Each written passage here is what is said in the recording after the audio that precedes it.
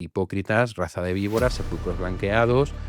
Se ha metido la teoría del dios de algodón de azúcar, que no, todo el mundo se salva, todo el mundo va al cielo, si al final todo el mundo es bueno. Y es como, a ver, Jesús no dijo eso.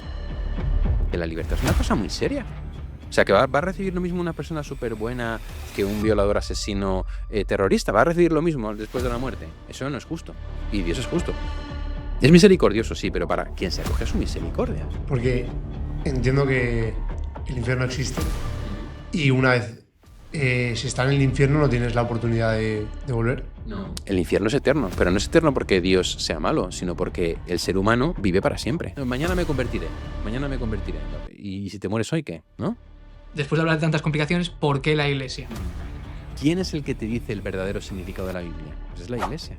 ¿Quién la ha conservado para ti hoy? Es la Iglesia.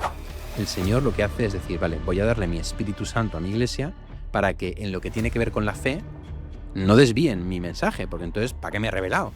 Uno lo estudia en la historia de la Iglesia y dices, aquí es que es un verdadero milagro. O sea, que nosotros creamos lo mismo hoy que hace 2000 años, que nos haya cambiado, eso es una locura.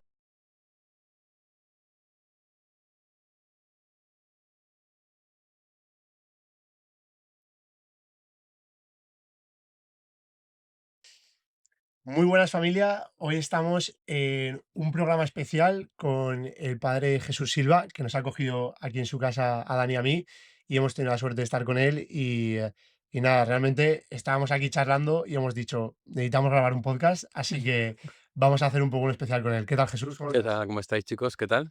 Yo encantado de estar con vosotros aquí de nuevo, la verdad. Este podcast improvisado aquí en mi casita, Exacto, el exacto. invadido. Sí, sí, que desde que Valencia que no Hace ya, ¿no? grabamos. Hace ya que grabamos, hace Sí, hace bastante. un año o un poco No, más, no, ¿no? Hace el más. tiempo. Madre mía. Esta Navidad va a hacer 2 años, Yo de hecho. pensaba ya que... Sí. Pero bueno, como veis, estas cosas no se quedan ahí, sino que nos ha permitido desarrollar una relación. Y oye, aquí estamos, la segunda vez que nos acoge en su casa el Padre Jesús, y una maravilla. Siempre nos enganchamos a hablar y al final, bueno, no se puede quedar para nosotros, esto tiene que quedar en las redes. Exacto. Bueno, pues vamos a hablar de un poco, va a ser un especial polémicas, decíamos antes, Hacía polémicas. pero Mi especialidad. tampoco sin, Especialidad. tampoco sin meterte en ningún lío. No, la primera pregunta que nosotros estamos viendo, que hoy en día en nuestro grupo de amigos, en nuestra parroquia además lo estamos viviendo mucho, es que estamos viendo que hay una creciente conversión de los jóvenes, por así decirlo, un acercamiento muy grande de los jóvenes a la iglesia, pero es verdad que a nosotros un poco nos puede llegar a preocupar cómo puede convertirse eso no solamente en estar en la iglesia, sino también en poder crecer en la iglesia. O sea, una vez te has acercado a la iglesia, ¿ahora qué? Claro.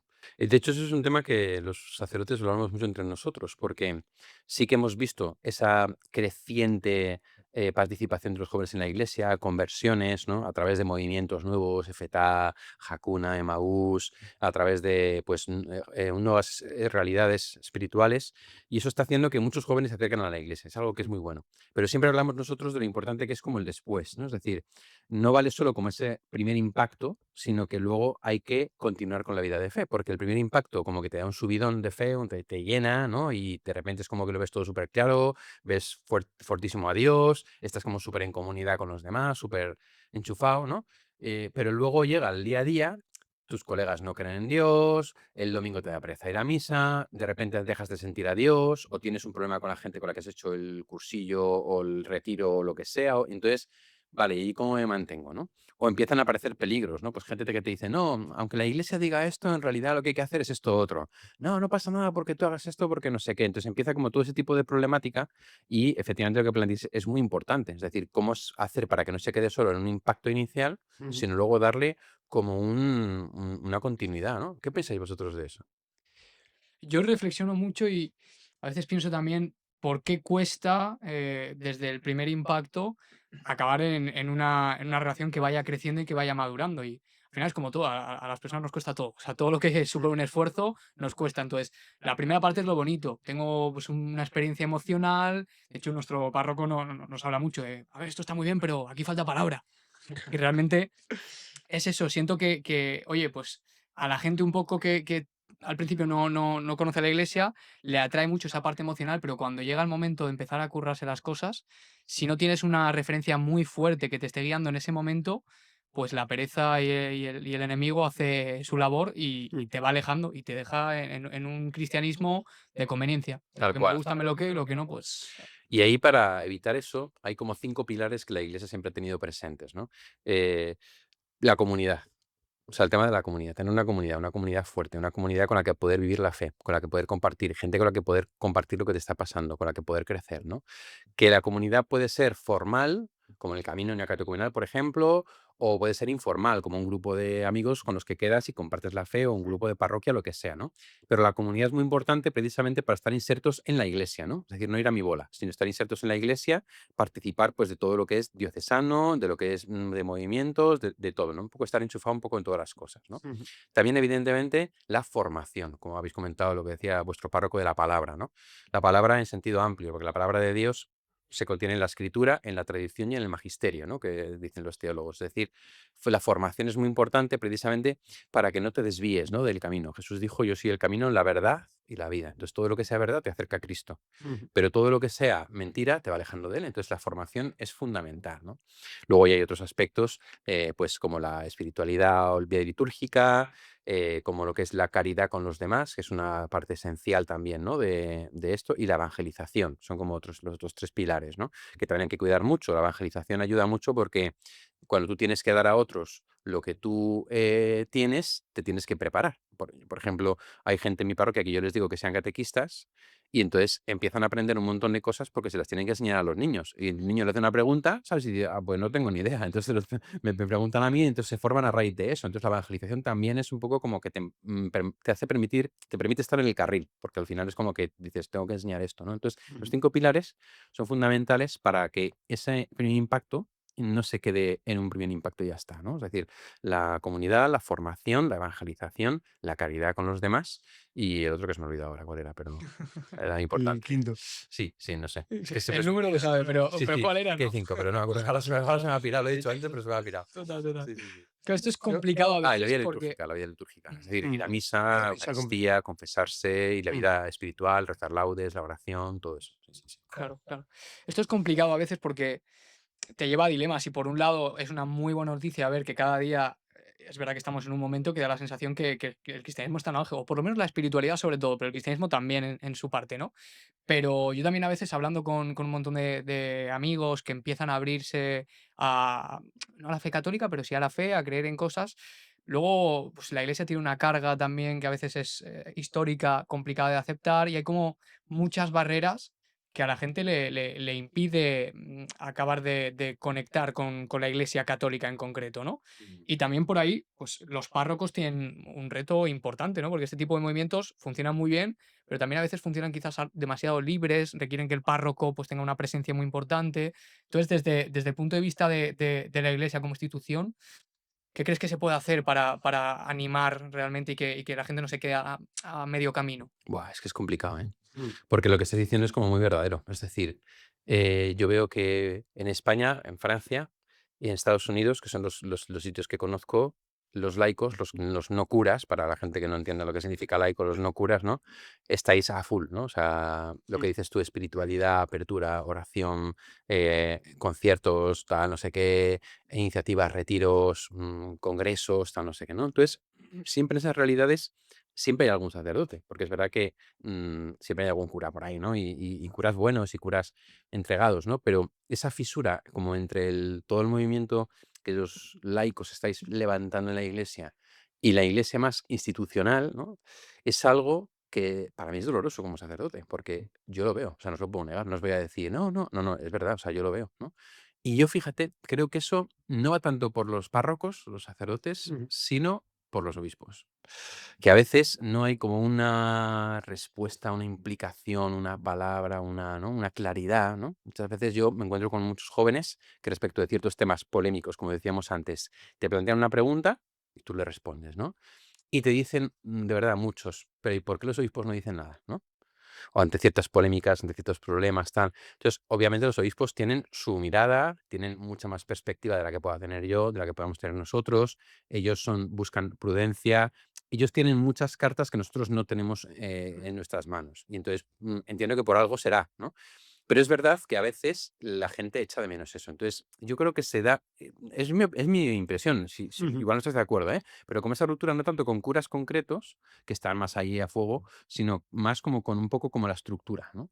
Y claro, eso al final yo creo que quien tiene que dar los pasos, pues son los de arriba, sinceramente, porque claro, o sea, mm, vosotros, los laicos, os queréis acercar a los pastores. Yo estoy aquí de un podcast con vosotros, o sea, os queréis acercar a nosotros, habéis estado con obispos también en vuestro podcast, o sea que, entonces, como que falta como un paso un poco de ellos de decir, a ver, voy a responder a lo que realmente inquieta al joven de hoy, ¿no? Entonces yo creo que no están muy enterados de lo que Mm. os interesa a vosotros, no sé. Sí, a mí también me da un poco esa sensación porque eso, como dices, justo hace poco estuvimos con Munilla, que eso, está el podcast hace poco ahí con él. Y es verdad que nosotros, preparando el podcast, estábamos también un poco investigando sobre otros obispos y demás, y encontramos muy poco con lo que poder trabajar, porque no veíamos ningún otro obispo que nos llamara un poco la atención de decir, este vemos que está hablando en verdad, está dando la cara con todo y demás, ¿no? Y por eso justo fuimos un poco también a Munilla. Es verdad que también puede ser, obviamente, por ignorancia nuestra de no conocer lo que en cada diócesis se hace cada obispo, ¿no? Pero a mí, por ejemplo, también me da un poco esa sensación de, como que de lejanía con ellos, Mm. ¿no?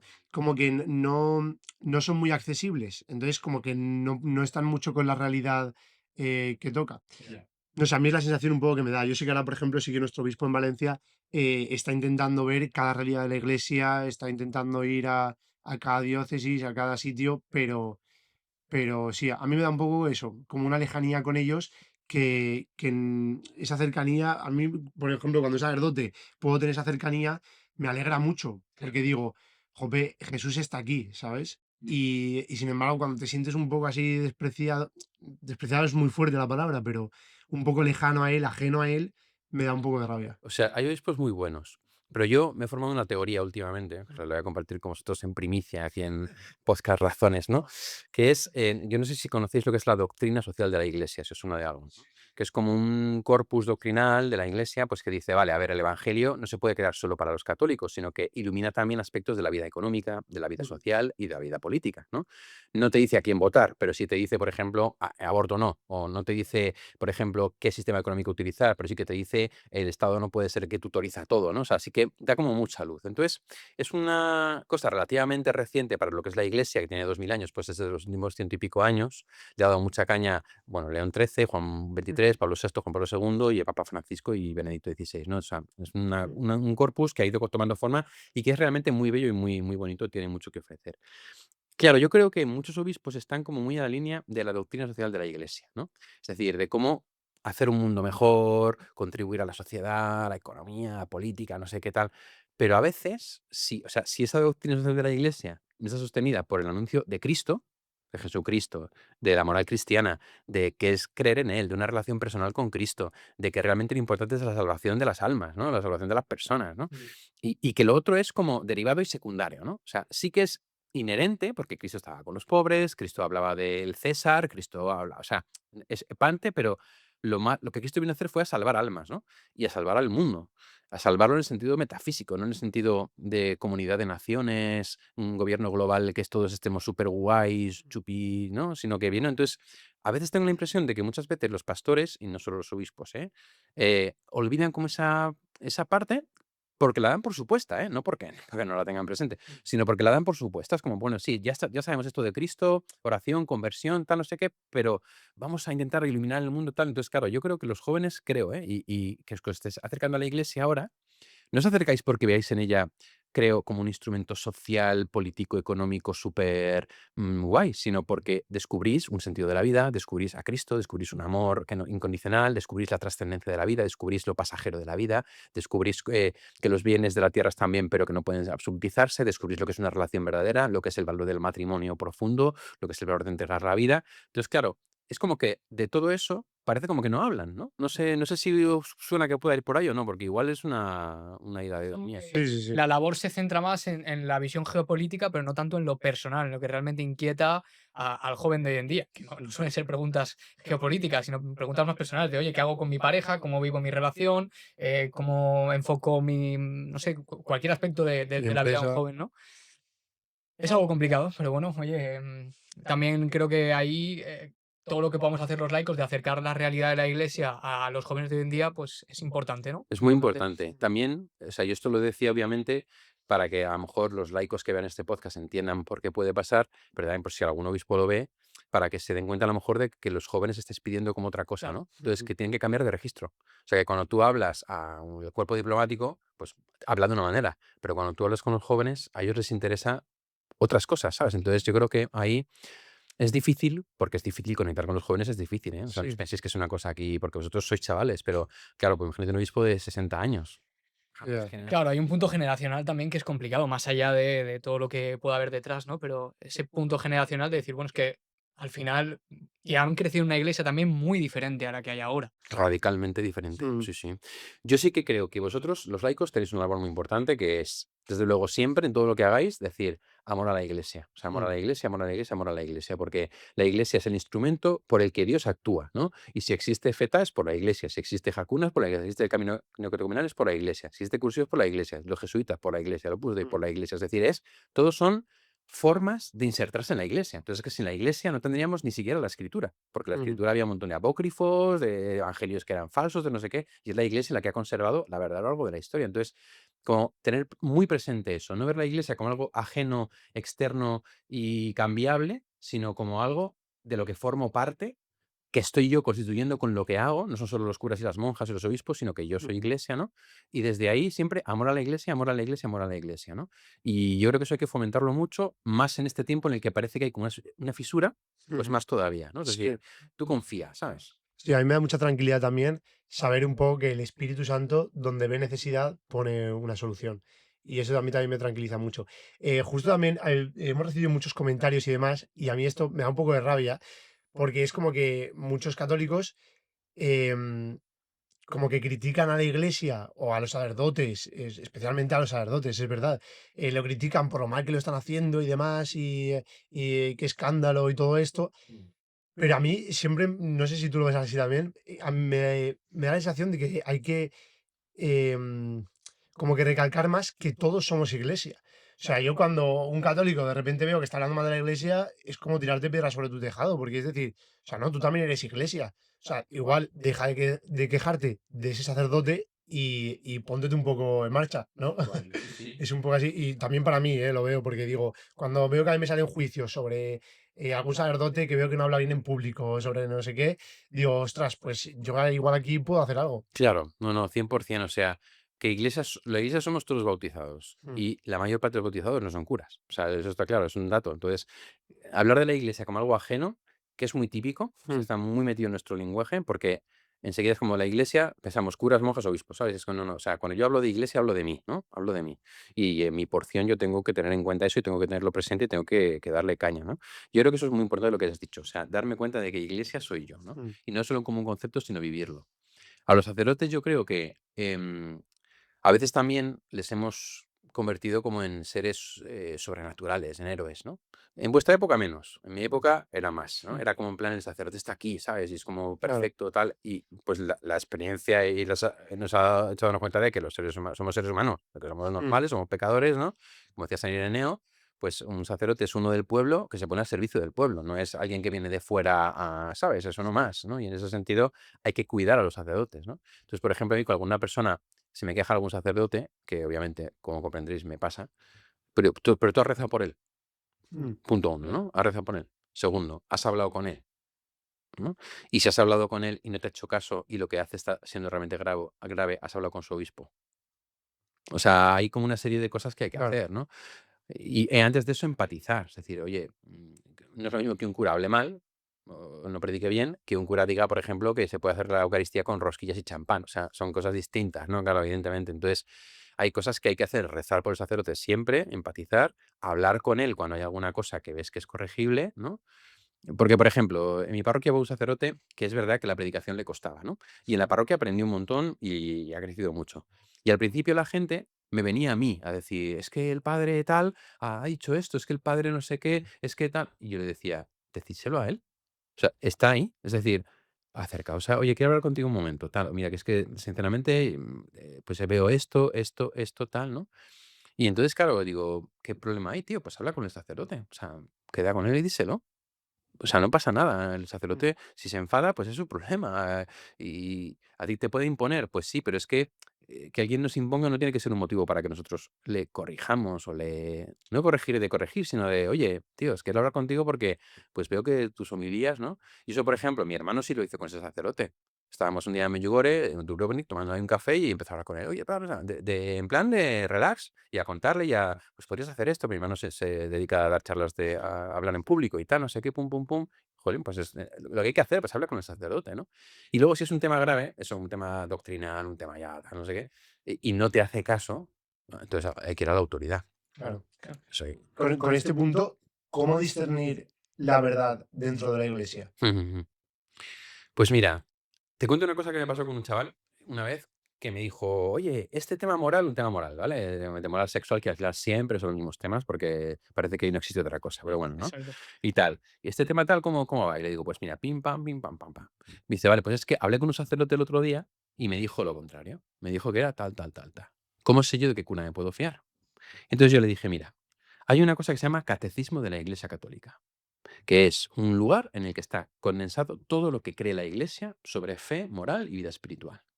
Consulta lo que dice el catecismo. Y el catecismo no te dirá solo lo que tienes que creer, sino de qué cura te puedes fiar. Porque el cura que te ha dicho lo que dice el catecismo no te da su opinión, te está diciendo lo que dice la Iglesia. ¿Qué es lo que tú esperas cuando vas a un cura? Cuando tú vas a un cura, tú no esperas que te diga su opinión. Tú esperas que te diga lo que dice la Iglesia, porque un sacerdote es un representante de la Iglesia. Entonces, el catecismo de la Iglesia Católica es un instrumento, pues por desgracia, muy poco conocido y utilizado, pero muy importante, ¿no? Que tú lo ves y dices, jo, es que es un tocho, es un libro así enorme, ¿no? Sí, pero es que al final viene un índice temático, índice por palabras, índice por temas, índice bíblico, índice de todo. Entonces puedes buscar homosexualidad, o puedes buscar doctrina social de la Iglesia, economía, pecado, yo qué sé, ¿sabes? Vanidad. Entonces te va a decir tales números y ahí te va a decir lo que dice la Iglesia. Entonces, eso es lo que se llama el magisterio, ¿no? Que es lo que la Iglesia enseña de un modo autorizado y definitivo. Entonces, el catecismo es el punto de referencia clave para eso, ¿no? Entonces, eh, ¿un sacerdote hoy en día acudir a él es seguro? Pues, ¿qué queréis que os diga? Pues no. ¿Para qué lo vamos a negar? Porque pues hay muchos que dicen lo que a ellos les parece y es verdad. Y hoy tenemos ese problema, que cada uno dice lo que le da la gana y a mí eso me da mucha rabia porque me llega mucha gente confundida. Entonces, claro, ¿yo qué hago? Yo siempre lo que explico a la gente le pongo como fuente el magisterio, el catecismo, la escritura, tal, no sé qué, para que vean que no es una invención mía, ¿no? Entonces, Claro. pues hay que ir al catecismo, hay que volver al catecismo, es fundamental, fundamental. Esto es realmente complicado porque también por lo que veníamos hablando antes, que ha habido quizás en los últimos años o históricamente mucha separación entre el laico y la iglesia y también mucha, Entre el laico y la iglesia. o sea, entre el laico la institución, digamos, los sacerdotes, obispos, etcétera, ¿no? Y también mucho una sensación de que no es responsabilidad propia el informarse y el tratar de discernir la verdad, sino que me la tienen que contar. Mm. Entonces, esto pues luego lleva a que te fíes de cualquier argumento que te den o de cualquier información que te den y no tengas un discernimiento propio para decir, oye, esto parece que está bien y esto parece que no tanto, ¿no? Entonces es peligroso. Incluso me llama la atención que en algunos otros movimientos cristianos, no católicos, hay una presencia de la formación muy superior a lo que puede haber en el mundo laico de la Iglesia Católica, ¿no? Yo, por ejemplo, veo a veces evangélicos que las redes sociales están ahí dando la batalla cultural y es impresionante la formación con la que hablan, ¿no? Que aunque, bueno, pues haya cosas en las que pueden pensar más parecido a nosotros y cosas en las que no, son gente muy formada, por lo menos eso parece, ¿no? Y en la Iglesia todavía tenemos un poco esa, no sé qué palabra ponerle, pero la sensación de que no es responsabilidad nuestra, ¿no? Entonces, ¿qué debemos de hacer con esta idea para que poco a poco, porque entiendo que conforme va el mundo, cada vez va a ser, esperemos que el Espíritu Santo haga su obra, pero más difícil incluso encontrar un discurso único, Claro. pese a que haya una iglesia católica detrás, ¿no? De hecho, la Internet y las redes sociales han traído lo que se llama una democratización del conocimiento, ¿no? Es decir, que ahora mismo está accesible a todos y todo el mundo puede expresar su opinión o su formación en las redes sociales, en tal. Entonces, esto tiene su parte buena y su parte mala. La parte mala, que cada uno puede contar su historia y decir que es lo suyo. La parte buena, que hay muchas cuentas católicas fiables que puedes seguir y decir, este tío o esta cuenta o estas publicaciones sé que van por la doctrina de la Iglesia, porque a lo mejor, o sea, por principio lo dicen, ¿sabes? Entonces, Es verdad que hay una primera labor evidente que es seguir a cuentas fiables, seguir a cuentas católicas o ir a misa a escuchar sacerdotes que están centrados en la doctrina de la Iglesia, ¿no? Es decir, yo siempre lo digo, si yo fuese laico, si no fuera cura, yo no iría a cualquier parroquia. Yo buscaría un cura que me dijese lo que dice la Iglesia, no cualquier cosa, porque a lo mejor el cura al lado de mi casa resulta que se inventa las cosas, ¿no? Entonces, buscar fuentes fiables de información, pero no quedarse ahí, porque como tú has dicho, Dani, el problema está en que hoy en día queremos que nos den todo hecho, sobre todo los católicos. ¿Por qué? Porque tenemos la misa. Entonces, la misa, que es lo más grande que hay, lo hemos convertido a veces en un teatro. Voy ahí, me siento en el banco, me sueltan la turra, me dan la comunión y me piro. O sea, entonces, claro, ese estilo que desde la perspectiva actual es como poco participativo, Mm. invita a la pasividad. Invita a la pasividad, es decir, a estar ahí y decir, bueno, pues entonces me formo solo con la homilía del cura. Y claro, yo no me puedo formar solo con la homilía del Mm. cura. Tengo que currármelo. Entonces, pues desde cursos de evangelización que existen, Holidemia, por ejemplo, otros que se hacen en otros ámbitos, estudiar por tu cuenta el catecismo, libros de formación, o sea, es fundamental formarse uno personalmente para poder. Es verdad que los evangélicos, los cristianos no católicos también como lo tienen muy metido, ellos son muy lo que hacen mucho lo que llaman la Sí, apología, exacto. apologética, ¿no? Que es en plan súper defensa de la fe y tienen como sus argumentos súper trabados y se especializan mucho en eso. Y luego también anticatolicismo, ¿no? Es decir, cómo rebatir que la Iglesia Católica es falsa, porque van mucho por ahí, ellos construyen mucho su teología desde anticatolicismo, ¿no? O sea, no tanto de qué somos nosotros, sino qué no somos nosotros. Claro, son dos frentes que lo tienen súper trabajado. Y luego trabajan mucho el estilo, es decir, ellos hacen cursos de evangelización, cómo hablar con seguridad, cómo expresarse, cómo no sé qué, cómo tal, cómo cual, ¿no? Es decir, nosotros no hacemos eso por desgracia, los católicos, ¿no? Es decir, un curso de cómo hablar en público, de cómo hablar de la fe con seguridad, de qué puntos clave hay que tener en cuenta, eso tenemos que ponerlo en marcha. Y eso, hay cursos ya en marcha, existen cursos de eso en marcha, pero no son conocidos y sobre todo que mucha gente no ve la necesidad. Es decir, hay un movimiento en Francia católico que el año después de la selectividad van a vivir todos juntos un año a una escuela de evangelización. No hacen carrera. Un año entero de comunidad y de formarse para evangelización, no sé qué, teología, catecismo, como ta. El movimiento se llama Anuncio. El movimiento Anuncio. Ujú. Y después ya empieza la carrera, un año más tarde, con el consciente cabreo de los padres, evidentemente. Pero dedican un año entero a la. Dices, claro, pero es que tú quieres evangelizar o no quieres evangelizar. Pero ¿qué joven español estaría dispuesto a renunciar a un año de su vida para hacer un año de evangelización y de formación? Claro, ahí también está la cuestión, ¿no? Y Porque ahí es donde veo yo que está lo más complicado, porque percibo que uno de los mayores problemas en este sentido es que la gente en general no tiene tampoco un deseo de muchas veces de formarse, ¿no? Entonces, hablándole a esa persona que en ningún momento se le ha pasado por la cabeza la necesidad de formarse y de aprender un poco más, ¿cómo pueden ver en su vida la importancia que esto tiene? Es decir, ¿qué puedo ver en mi vida si no me estoy formando adecuadamente? Y cuál sería la diferencia de lo que podría cambiar si lo hago, ¿no? Para buscar algún punto donde decir, ostras, es que vale la pena por esto. ¿Qué No, vas a, qué porque, vas a decir tú, Pablo? no, porque yo creo que también nos escudamos mucho. Bueno, que hay una amiga nuestra que de hecho se fue también a Francia un año entero. Y es verdad que yo creo que muchas veces nos escudamos con esta palabra que tenemos muy metida, por lo menos yo, que como que o sea, solo se predica con el ejemplo. Que también es verdad que, y es lo más importante, predicar con el ejemplo, obviamente, pero eso yo creo que no exime de la responsabilidad que tenemos de formarnos, de poder hablar con seguridad cuando alguien también nos pregunta, porque muchas veces Correcto. yo me encuentro a gente igual en el trabajo o amigos míos que me preguntan y tienen sed de que yo pueda responder lo que dice la iglesia también. Correcto. O sea, no solamente, porque igual yo soy mucho más accesible que un sacerdote. Entonces, pienso que igual por ahí también puede estar un poco nuestra responsabilidad. Y al final pienso que esto es peligroso decirlo también, pero las dudas limitan tu conversión de alguna manera. Evidentemente, la iglesia tiene una verdad tan potente que conforme más la conoces, más te enamoras de ella. Y es real que te abre las puertas Mm, a una vida más plena de alguna manera. Sí, sí. Y las dudas son normales, que es otra cosa también que a claro. veces la gente se cree que por tener dudas ya no tienes fe, no, no, o sea, es normal. Y no solo dudas existenciales de ya no siento a Dios, sino dudas de ¿y por qué pasó de los primogénitos de Egipto? O por qué lo que sea, ¿no? Es decir, y las dudas son buenas porque las dudas ayudan a crecer, ¿no? O sea, de hecho, la pregunta es la que te lleva a la respuesta.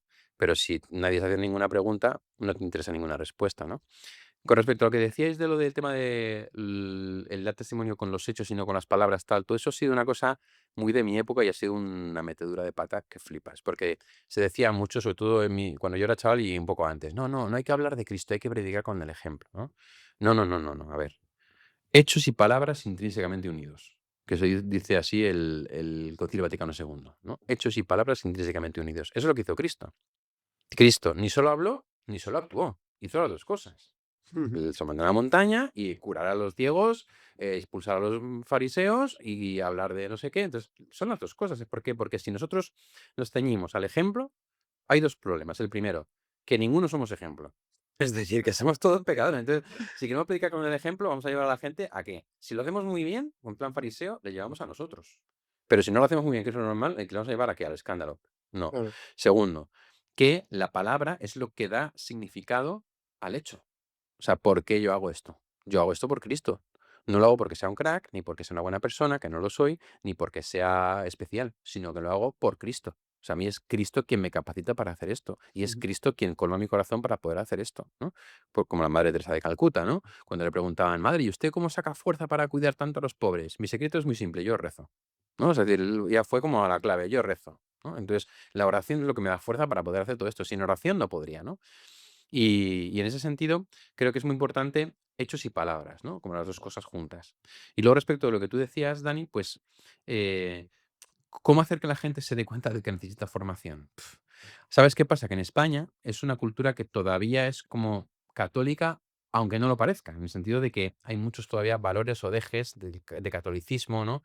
Y entonces es como que, aunque cada vez más, porque cada vez más, pero todavía no se da eso de tener que defender la fe tanto, ¿no? Ahora, tú vives en Etiopía o tú vives en otros sitios y tú tienes que defender la fe porque es que la gente de tu alrededor, la mayor parte de la gente es de otra religión. Ujú. Entonces, ¿qué pasa? Que ahí es donde se desarrolla más, pues, el tema de la apologética, de la defensa de la fe, de la formación. Pero claro, aquí no podemos esperar a que llegue ese momento, porque ya hoy se está planteando mucha gente que se cree que sabe lo que es el cristianismo y que pregunta las mismas preguntas de siempre. ¿Por qué no puedo acostarme con mi novio o con mi novia? ¿Por qué tengo que esperar al matrimonio? ¿Por qué no puedo utilizar preservativos? ¿Por qué los homosexuales no se pueden casar? ¿Por qué siempre moral sexual? Porque es la Es lo más obsesión de llamativo, sí. Occidente. No, es la obsesión de Occidente, ¿eh? Es También. la obsesión de Occidente. Una obsesión de Occidente desde el año 68, una obsesión con la sexualidad, y entonces la moral de la vida, la moral de la sexualidad. Entonces, claro, ahí también, como que tenemos que tomar conciencia de que ya hay un contraste cultural que tenemos que aprender a dar respuesta, pero algo más profundo, ¿no? Es decir, que a mí no me interesa que tú te acuestes o no con tu novio o con tu novia, sino tú has descubierto a Cristo, tú has conocido al Señor, o sea, tú entiendes que hay un Dios que quiere que tengas vida eterna. ¿Estás dispuesto o dispuesta a aceptar que puede haber cosas que tú piensas que no están bien? O sea, que estás equivocado.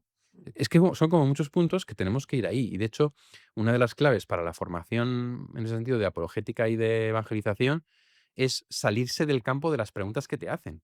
Porque si te preguntan por un tema de moral sexual y te centras en ese tema, nunca vas a llegar a nada. Hay que salirse del campo para ir a algo más profundo. Eso Pues es. si no, es que aquí la cuestión, ¿sabes? Es como otra cosa, ¿no? Ujú. Entonces, em, creo que es muy importante que la gente se dé cuenta de que hoy en día, San Pedro dice, dad razón de vuestra esperanza a todo el que os la pida, ¿no? Que es una misión que tenemos, que no es opcional, que no es que yo tengo mi fe y bueno, si luego hay gente como alrededor de mí que de vez en cuando me pregunta y le derivo a otra cosa. No, no, es que es mi responsabilidad. O sea, la evangelización es algo que tenemos que hacer todos, ¿no? Y de hecho, quien más debe evangelizar no son los curas, porque los curas estamos rodeados de gente católica en general. Estamos en la parroquia y no viene el ateo allá al despacho parroquial, viene la señora de que va a misa todos los días. Entonces, ¿quién evangeliza? Sois vosotros. En el curro, en la universidad, en el instituto, en el vecindario, sois vosotros. Entonces, Juan Pablo II dio la matraca con la nueva evangelización, la nueva evangelización, la nueva evangelización, pero no hemos conseguido que esto cale, en que la Mm. gente, los laicos se den cuenta de que es que evangeliza es el laico, ¿no? Juan Pablo II decía, ¿quién evangeliza al joven? El joven le evangeliza al joven. Es que es así, que eso lo estamos viendo ahora en España, es lo que está pasando, ¿no? Pero es fundamental tomar conciencia de que tenemos esa tarea, ¿no? Porque lo que está en juego, y esto es un punto que casi nadie dice, y que es verdad que es un pensamiento a lo mejor un poco abstracto, pero lo que está en juego es la salvación de las almas. O sea, es decir, es que si una persona sigue llevando la vida que lleva, a lo mejor va al infierno. Que es que nadie habla de esto, pero es que es verdad. O sea, Jesús en el Evangelio habló muchas veces de la posibilidad de la condenación. Entonces, ¿para meternos miedo? ¿Qué es lo que dice la gente? No, no para meternos miedo, sino para llamarnos la atención de lo seria que es la libertad. Entonces, claro, ¿tú quieres ser feliz? Vale, tú quieres ser feliz en esta vida y en la otra, porque es que hay otra vida. Entonces, si nosotros nos desentendemos de los demás, es que se pueden perder. Es que es muy heavy eso, o sea, y no lo pensamos muchas veces. Y claro, yo quiero a alguien, yo no quiero que se pierda. Si yo quiero salvar el mundo, o sea, si yo soy consciente de que el mundo se puede perder, entonces voy a hacer lo imposible para salvarlo. Pero hemos perdido la conciencia de que la gente se puede perder. Es como que no lo tenemos presente. Se ha metido la teoría del dios de algodón de azúcar, que no, todo el mundo se salva, todo el mundo va al cielo. Si al final todo el mundo, si en el fondo todo el mundo es bueno, y es como, a ver, Jesús no dijo eso. En primer lugar, yo no soy bueno, así que si yo no soy bueno, no creo que los demás tampoco lo sean, ¿no? Y luego, en segundo lugar, claro que la libertad es una cosa muy seria. O sea, que va a recibir lo mismo una persona súper buena, súper piadosa, que ayuda a todo el mundo, que ha sido amable, que se ha arrepentido, que un violador asesino terrorista. Va a recibir lo mismo después de la muerte. Eso no es justo. Y Dios es justo. Es misericordioso, sí, pero para quien se acoge a su misericordia. Entonces, claro, cuando perdemos de vista esto, es como que la evangelización no es urgente. Cuando tú lees a San Pablo en las cartas, San Pablo, ¿por qué evangeliza? Porque dice, yo quiero que la gente se salve. ¿No? Primera Timoteo 2:4. Yo quiero que Dios quiere que todos los hombres se salven y lleguen al conocimiento de la verdad. Y San Pablo lo que les polía es eso, que lo que no quiere que nadie se pierda. Claro, nosotros hemos perdido esa conciencia que se llama en la iglesia escatológica, ¿no? Esa Eso conciencia es, del fin, del eso fin, del es. fin de la vida. Ayer tuve yo un funeral en la parroquia y los funerales siempre aprovecho para hacer una catequesis un poco sobre esto, con palabras más adaptadas, pero de decir, pedimos que nuestro hermano difunto esté en el cielo, bla, bla, bla, no sé qué, y luego siempre acabo diciendo, pero claro, nosotros tenemos que vivir de manera que seamos dignos de llegar al cielo, porque no todos los caminos llevan a Roma, y yo no puedo esperar a mañana para convertirme, porque yo no sé si va a llegar mañana, ¿no? Entonces, claro, la gente se queda como muy, en los funerales, como muy así sorprendida, porque si lo dices de una buena manera, nadie se lo ha dicho. Que tú, a lo mejor te mueres esta noche, y hay un montón de cosas que no has tenido en cuenta y que eran súper importantes, porque ahora das importancia a tener mazo pasta en el banco, pero no a qué le vas a responder a Dios cuando te mueras y te pregunte, ¿qué has hecho con el tiempo que se te ha dado? Por ejemplo, ¿no? Entonces, es como que tenemos que volver un poco también a eso, no solo eso, ¿eh? No solo eso, o sea, Dios te hace feliz en esta vida, ¿vale? Ujú. Pero si el católico no es consciente de que su hermano se puede perder, ¿para qué le vas a evangelizar? Claro. ¿Sabéis? No Ujú. sé, no sé cómo lo veis. Sí, no, completamente. No esperábamos que No. fuese por ahí, pero es realmente Sí, sí, importante. sí, Al sí, final es sí. que es exactamente así. O sea, si no hay consecuencias, pues tampoco hay necesidad de cambio. Eso es justamente así, ¿no? Lo que pasa es que también esto despierta algunas preguntas, ¿no? Porque para quien lo esté escuchando, ostras, Dios es justo, es cierto, pero a veces cuesta saber de qué manera, ¿no? Y si realmente, o sea, o cómo equilibra la justicia con la misericordia, ¿no? Ya que hemos sacado este tema un poco, Ujú. ¿cómo se hace balanza en esto, ¿no? Porque entiendo que el violador que muera esta noche, por decir algo, ¿no? Bueno, pues Dios tiene una oportunidad todavía para él, ¿no? Bueno, o no. Es decir, que cómo se conjuga justicia y misericordia, ¿no? Dios es misericordia. Dios es la misericordia misma, ¿no? Pero la misericordia, para poder ser aceptada, tiene que ser querida por la persona. Es decir, Eso es. se tiene que arrepentir. Si no se arrepiente, no puede haber misericordia. No puede haber misericordia, porque el perdón se efectúa cuando yo te pido perdón y tú me perdonas. Eso es, ahí es cuando se efectúa el perdón. Yo puedo estar dispuesto a perdonarte, pero si tú no me pides perdón, el perdón no se efectúa. Por muy dispuesto que esté yo a perdonarte. Entonces, Dios está dispuesto a perdonarnos infinito. Por eso ha derramado hasta la última gota de su sangre en la cruz. Eso es. Pero si tú no te arrepientes, no puede haber perdón. Entonces, dice el señor a Santa Faustina Kowalska, ¿no? Unas apariciones aprobadas por la Iglesia en el siglo XX. O sea, para el que no recurre a mi misericordia, solo le queda mi justicia. Así se conjugan. O sea, Dios es justo para el que no se acoge a su misericordia. Es justo para el que no se acoge a su misericordia. Para el que se acoge a su misericordia es misericordioso. Claro. Entonces, claro, tú dices, el violador, Dios va a dar una última oportunidad. Bueno, el violador lleva a lo mejor 30 o 40 años de oportunidades. Entonces, él no sabe si se va a morir de un síncope de repente y se va a quedar en la cama. Entonces, ¿por qué esperar? O sea, ¿sabes? ¿Por qué esperar a mañana? Es que no sabes si va a llegar mañana. Decimos en la iglesia que Dios da a todos siempre la oportunidad de salvarse, tal, y también una verdad con un templo, ¿eh? Que es que Dios a cada uno le va a pedir según lo que le ha dado.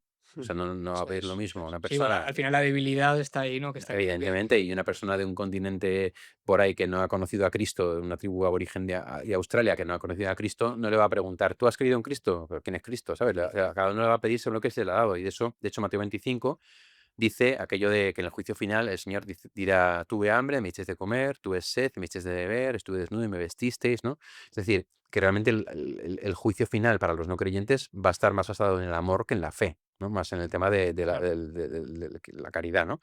Eh, entonces, a cada uno se le pide según lo que se le ha dado, ¿no? Y en ese sentido, esto hay que tenerlo en cuenta, pero no para relajarnos, sino para comprender, como tú decías, Dani, la misericordia de Dios y cómo se conjuga con su justicia, ¿no? Pero claro, es que Dios es justo.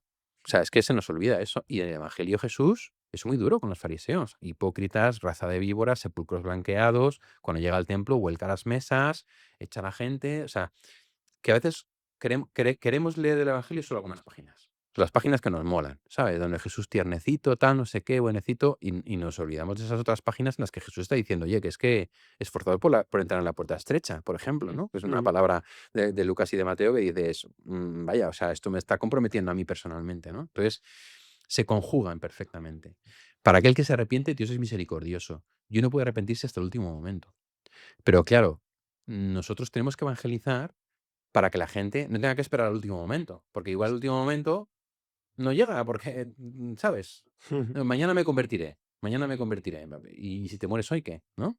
Ujú. No, tienes que Dios va a dar la oportunidad. Y si no, o sea, pero no porque Dios no quiera, sino porque te pega un tiro un random. Entonces, si lo hace así, ahí no es que Dios no le ha dado para darte la oportunidad, pero tú has tenido toda tu vida para, ¿sabes? Ujú. mm.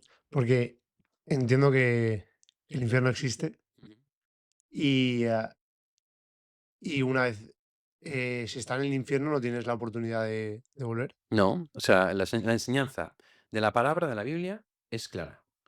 En algunas cosas la Biblia no es clara y hace falta interpretarla, eso está clarísimo. Pero es que hay cosas en las que la Biblia es súper clara.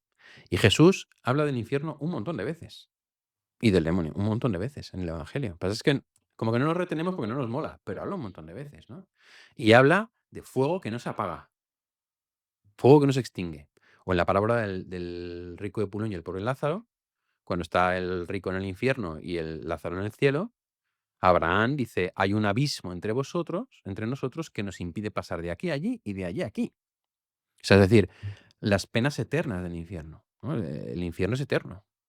Nosotros nos jugamos una eternidad en los años de vida que estamos viviendo, ¿no? Hay gente que dice: pero es que eso es injusto, porque la gente no sabe que se está jugando la eternidad. Tú sí que sabes si lo que haces está bien o no está bien. Tú en el fondo lo sabes. Yo después de un montón de conversaciones con jóvenes me he dado cuenta de que al final la gente lo que está buscando son excusas para poder hacer lo que le da la gana. Pero en el fondo tú sabes lo que está bien y lo que no está bien. Claro que lo sabes, tío. Si es que en el fondo lo sabes y va que te has justificado, te has buscado, pues, una vez que hablaba con una chica que quería abortar, ¿no? Y tal. Y fue la conversación más sincera que he tenido, porque yo, a hablar con ella, como me fui hacia el tema del argumento de que es una vida, que no eres tú, que no es tu cuerpo, que no sé qué, qué tal, ¿no? Y ella me sorprendió porque me dijo: no, no, no, si yo soy consciente de que es mi hijo, yo soy perfectamente consciente de que es mi hijo, de que es una criatura que no soy yo, lo que pasa es que yo no le quiero traer a esta porquería del mundo. Entonces, claro, fue como, ostras, ¿no? O sea, era consciente, perfectamente consciente, ¿no? Que luego tenía depresión, tenía sus Claro. motivos, solo Dios lo puede juzgar, yo no sé qué habrá sido de ella ahora, o sea, siempre hay que añadir esta postilla, ¿no? Pero que es verdad que la gente en el fondo sabe lo que hace, y claro, entonces tú no puedes pasar la vida pasando de Dios, siendo un egoísta, un egocéntrico, y luego cuando te mueres, hacerte sorprendido. ¡Ay! Es que esto no me lo esperaba, tío. Tú sabes que no lo estabas haciendo bien, ¿no? Entonces, el infierno es eterno, pero no es eterno porque Dios sea malo, sino porque el ser humano vive para siempre. Entonces, como vive para siempre, sus elecciones tienen un eco en la eternidad. Y es que eso es así. Por eso hay que evangelizar, porque la gente no lo sabe, se excusa, se autojustifica, se no sé qué, y hay que decirle: no, tío, es que el infierno existe. O sea, y entonces te estás jugando la vida eterna, ¿sabes? Plantéatelo. O sea, también por otro lado, la forma en la que se te revela Dios cuando tú mueres, en un principio entendemos que es una forma de revelarse muy, muy, muy, muy presente, que no es igual que negarlo en vida, realmente, ¿no? O sea, es cómo funcionaría esa parte. Después de morir, se acabó. No hay elección después de la muerte. Es decir, tu juicio llega hasta el momento en el que tú te mueres. Yo lo pongo con la metáfora de la vasija de barro, que está el alfarero haciéndola, tal, no sé qué, tal. Cuando la meten en el horno, se acabó. Ya pues no puede cambiar de forma, ¿no? Cuando tú te mueres, se acabó tu tiempo. Hay mucha gente que piensa, no, es que después de la muerte, como que a la gente se le da una última oportunidad. No, no, no, no, eso no viene en ningún lado. No tiene ninguna fuente ni en la escritura, ni en la tradición, ni en el magisterio, ni nada. O sea, es después de la muerte el juicio. No es en plan que después de la muerte Dios te va a dar a elegir. No, tú has tenido toda la vida para elegir. Después de la muerte ya es el momento del juicio. El juicio o sea, el juicio del final de los El tiempos. juicio particular. Hay 2 juicios. El Juicio particular y... particular, cuando nos morimos nada más morir, y el juicio final, que será ya cuando llegue el Señor y se acabe la historia, ¿no? El juicio particular es nada más morir. Acá todos los hebreos, ¿no? Vivir una vez y una vez que te mueres el juicio. Punto. Entonces, no hay nadie, nada que diga, incluso las personas que han tenido experiencias cercanas a la muerte, ¿vale? Que son un montón, que hay un montón de testimonios, que os invito a buscarlo y mirarlo, pues Sí, súper sí, he investigado un interesante. montón, a mí es un tema que me llama muchísimo Súper la atención. interesante. No se les da una elección cuando se han muerto, que son gente que muere y luego vuelve a la vida, para que no lo sepa, ¿no? Gente que muere y luego le hacen la reanimación y vuelve a la vida. Entonces, casi todos dicen lo mismo, que hay un túnel, que hay una luz, que se encuentra con un ser celestial, que los católicos siempre dicen que es Jesús, y que les dice, ¿qué has hecho con el tiempo que se te ha dado? Y entonces dicen que se les pasa la vida por delante de la mente a una velocidad de vértigo toda su vida y se dan cuenta de lo que han hecho y de si en ese momento merecen la salvación o la condenación. No hay ningún momento de elección. Ninguno dice, y ahí me dio a elegir, venga, ¿qué quieres? ¿Cielo o infierno? Guapi. No, no, no. O sea, es en plan, ahí es cuando tú ves los resultados de lo que tú has hecho. Y hay gente que ha sentido luz, calor, tal, y hay gente que ha sentido oscuridad, estrechez, frío. Y luego han vuelto para contarlo. Entonces, claro, no existe eso de una elección después de la muerte, no existe. La elección es en vida. Me voy a poner un poco en el otro papel y también porque me están surgiendo las dudas ahora. Sí, no. Está cagado, Estoy está cagado. cagado, Pablo. Voy a salir de aquí, tío. Vale, si coges el argumento de que esos testimonios pueden ser un shock, y luego también, por otra parte, si coges el argumento de que, claro, ese argumento de que del infierno y el cielo, es verdad que, no me gusta decirlo así, pero sí se ha prostituido mucho a lo largo de la historia, porque la iglesia ha abusado mucho de eso para pues tener un abuso de poder sobre ciertas cosas. Entonces, o sea, eso, debemos de temer al infierno y... pero puede ser que sea algo inventado por el hombre. Mira, respecto al primero que has dicho, lo de las experiencias cercanas a la muerte, eso no es dogma de fe. Y la iglesia no se apoya en eso, ¿vale? Eso son experiencias científicas, no hay que mezclar los estos. Entonces, evidentemente, un ateo siempre te va a dar una explicación paralela. Siempre. Porque al final te condiciona lo que tú crees. No, es un shock porque en ese momento las neuronas, no sé qué, y entonces te parece que tal, que con... Siempre te da una explicación alternativa. O sea, incluso si un ateo ve un milagro, te va a decir que es una alucinación colectiva. O sea, es decir, siempre va a haber un... Lo pasa con Jesucristo, que últimamente se están. Hay muchos argumentos construidos en base a toda las pruebas históricas que hay ya no solo de que Jesucristo existió, sino de que Jesucristo resucitó. Hay muchas pruebas históricas. Se habla de que hay incluso más pruebas históricas que la existencia de Julio César. O sea, y bueno, se duda. Sí, sí, tal cual, no, tal cual. Es decir, al final, cuando quieres dudar, dudas de todo. Entonces, no cojo las experiencias que hacen la muerte como argumento, sino que como creyentes, cuando las miramos desde la perspectiva creyente, nos dan una enseñanza, ¿vale? Y luego lo segundo que habías dicho que era, la segunda pregunta que has hecho. Sobre el infierno. Ah, sí, lo de la iglesia y todo eso. Mm. O sea, a ver, Jesús en el Evangelio, en Mateo en el capítulo 6, ¿no? Dice, no temáis a los que matan el cuerpo, temed más bien al que puede enviar juntos cuerpo y alma al infierno. O sea, el Señor nos invita a tener temor. A tener temor al demonio, al malo, al que puede condenar al fuego y al infierno, ¿no? Luego continúa el texto y dice, el Padre cuida de vosotros, no temáis, ¿no? Porque hasta los cabellos de vuestra cabeza están contados, ¿no? Es un texto que os invito a leer.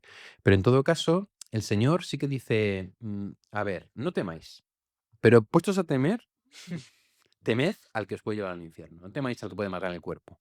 No temáis al que te puede pegar un tiro. Teme al que te puede llevar al infierno, ¿no? Entonces, claro, la iglesia a veces, la iglesia, el cura, hasta no sé qué, puede haberse aprovechado de la idea del infierno para meter miedo a la gente y todo eso.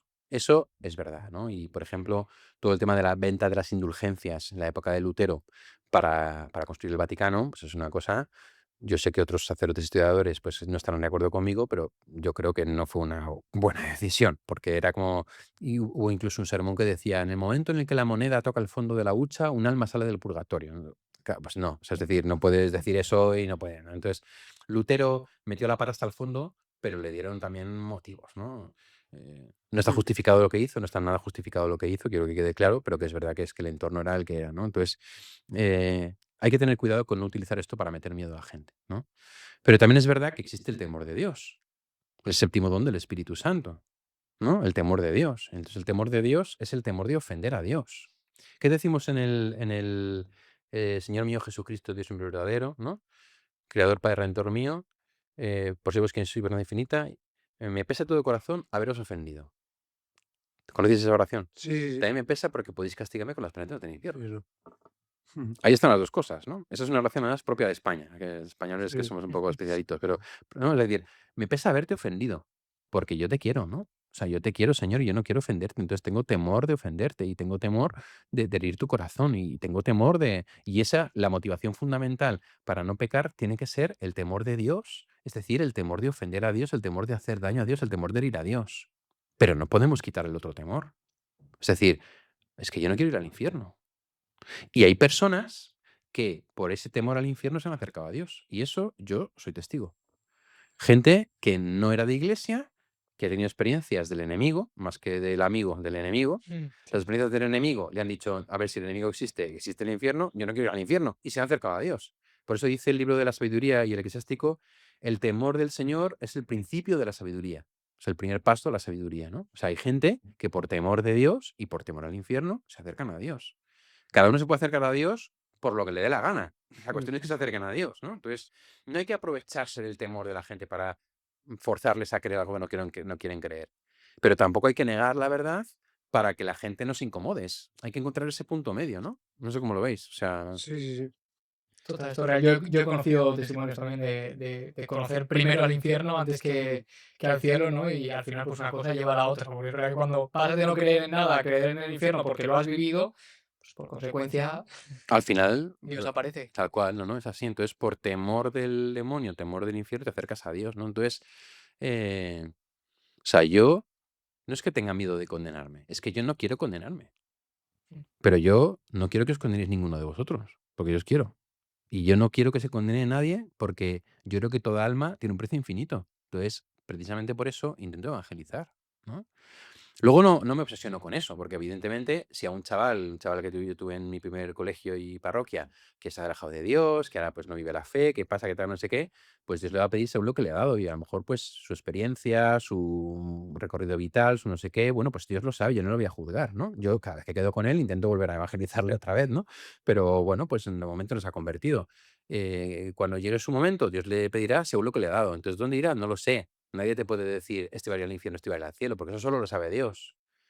Pero no podemos como confiarnos en ese sentido, porque el confiarnos a qué nos lleva a dejar de evangelizar, que es de donde hemos partido, Ujú. a dejar de evangelizar.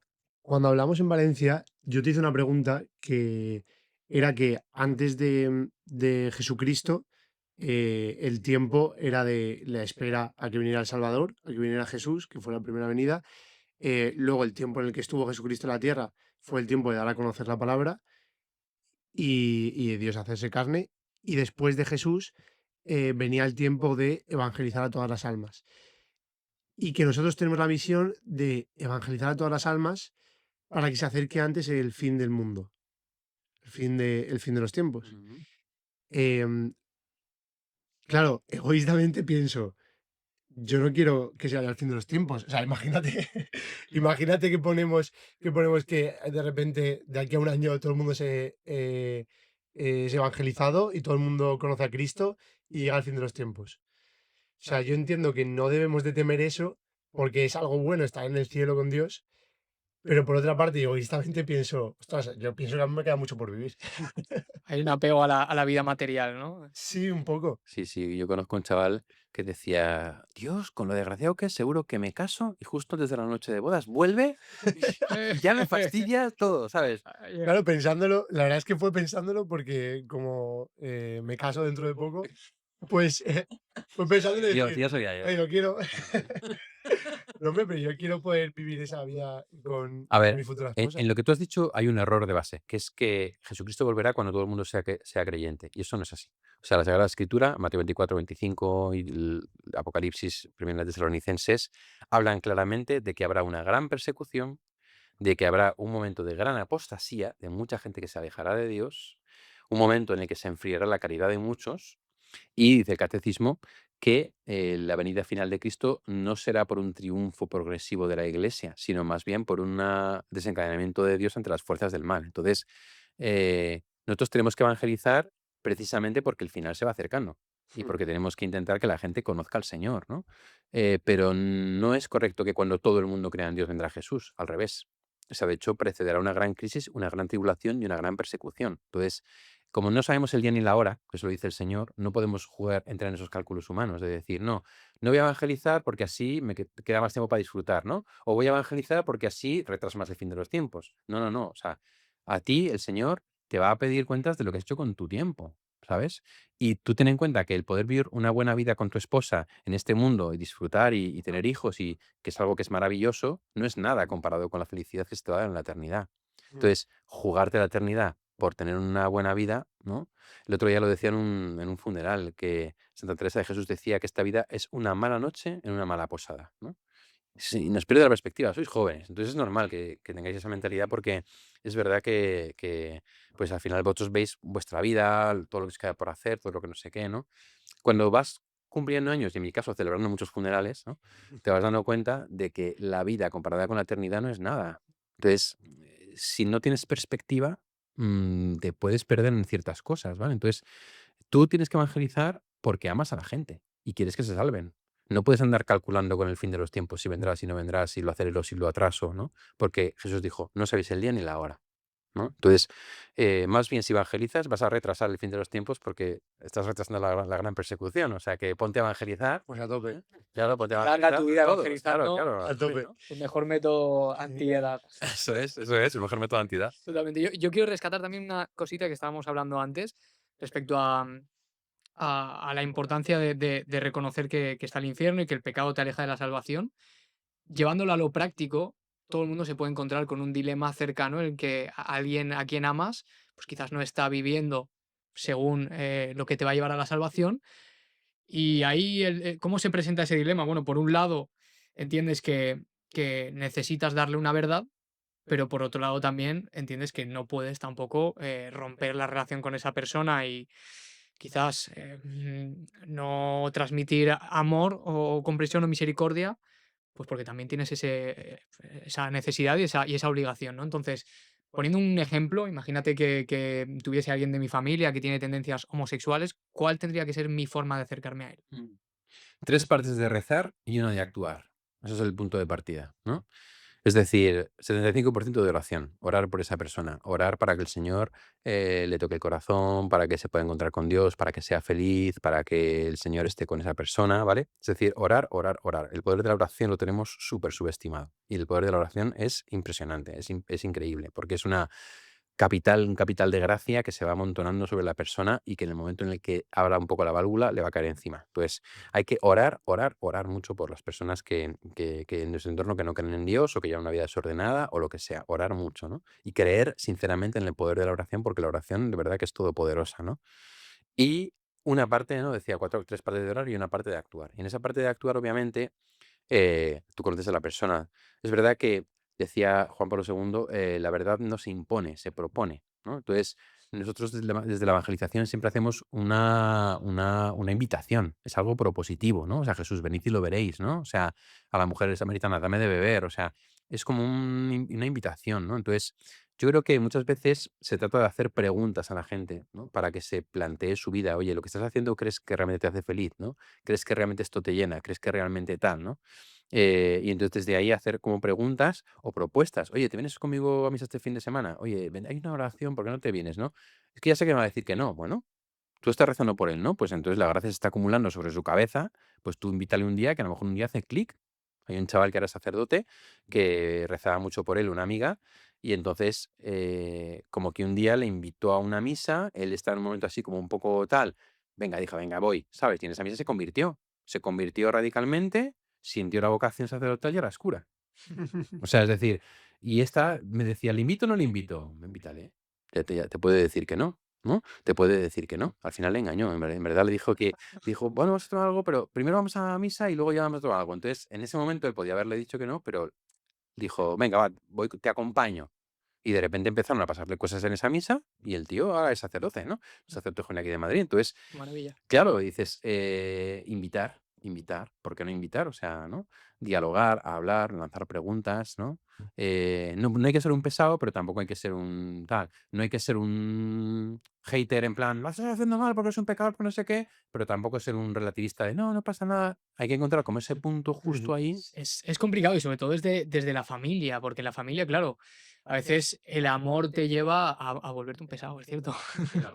Y a tampoco respetar la libertad, ni a veces incluso em, en esa relación entender que Dios tiene una historia también con la persona. Yo, por ejemplo, mira, hablando de mi caso, mi familia, en especial mi madre, que la quiero un montón y si lo veo, oye, pues lo va a reconocer. Durante muchos años donde yo estuve más alejado de la iglesia, mi madre estuvo muy, muy, muy encima mío. De tal manera que a mí incluso me generaba cierto rechazo. Mm. Evidentemente, luego en el momento en el que yo fue similar al ejemplo que contabas, a mí dije muchísimas veces que no, y hubo un momento que no dije ni que no ni que sí, y al final acabé en un retiro de feta y me volví a reconvertir. Mm. Y en ese momento, pues, oye, como tú decías, la carga de la oración cayó sobre mí y fue impresionante, pero también reconozco que es verdad que cuando igual no es tu momento y están demasiado encima tuyo, genera rechazo. También, por ejemplo, por hablar de otro ejemplo familiar, yo también vengo de parte de mi familia que son testigos de Jehová y tienen también una forma de evangelización que genera mucho rechazo y que de alguna manera también rompe mucho con la relación, ¿no? Si no haces las cosas como yo las veo, corto. Entonces es difícil a veces, por la carga afectiva, saber dónde poner ese límite. Totalmente. Jesús iba con publicanos y prostitutas. Y Jesús les invitaba al cambio. Y muchos cambiaron, pero otros no. ¿Jesús rompió la amistad por eso? No. Es decir, tú no tienes que romper una amistad o una relación por eso, ¿no? Porque tú sabes, como has dicho, que Dios tiene una historia con cada persona y esa historia es una historia en la que tú no puedes ponerte de juez y decir, no, o sea, esa persona tiene sus heridas, tiene su camino, tiene su tal, tiene su no sé qué, entonces hay que saber hacerlo, ¿no? Y a las madres que me vienen y que me dicen que sus hijos no van a la iglesia, que no sé qué, les digo, no seáis pesadas. Mm. No seáis pesadas, ¿no? San Pablo lo dice en la carta a los Colosenses, dice, padres, no exasperéis a vuestros hijos, no sea que pierdan los ánimos, ¿no? O sea, que lo dice San Pablo, porque debe ser una cosa universal esto, ¿no? Entonces, claro, no, o sea, hay que aprender a ser, invitar, seducir, de vez en cuando te mando un vídeo, de vez en, oye, voy a misa, ¿te vienes conmigo?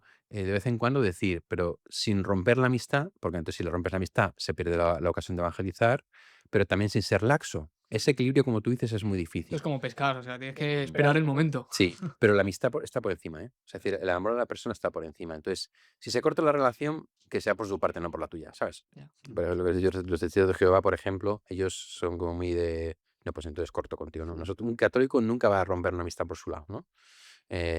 Sin embargo, sí que es verdad, ¿no? Pues que le tiene que decir a la persona, oye, por ejemplo, algunos papás, ¿no? Que tienen algún hijo con atracción al mismo sexo y tal, y entonces, pues, le respetan, le quieren, pero no están de acuerdo con su modo de vivir. Entonces, le muestran cariño, tal, incluso a veces dice, ¿puedo venir con mi amigo a comer a casa? Bueno, pues venga, vente a comer a casa, comemos juntos, tal, no sé qué. Entonces, luego le pregunta al hijo, estos son casos reales, ¿eh?